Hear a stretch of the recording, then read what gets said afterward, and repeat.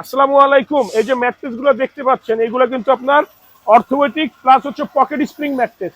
অনেকেই বলে যে ব্যাম্বো ফেব্রিক্সটা আপনি কোথায় ব্যবহার করবেন, অর্থোপেডিকে কেন ব্যাম্বো ফেব্রিক্স দেয় না। আসলে পকেট স্প্রিং ম্যাট্রেসটা কিন্তু অনেকটা দাবে, পাড়া দিলে স্প্রিংটা অনেকটা ডাউন হয় আবার উপরে উঠে, যেই কারণে এই কাপড়টা স্টিচ কাপড় আমরা পকেট স্প্রিং এ এই জন্য সবাই ব্যাম্বো ফেব্রিক্সটা দেই।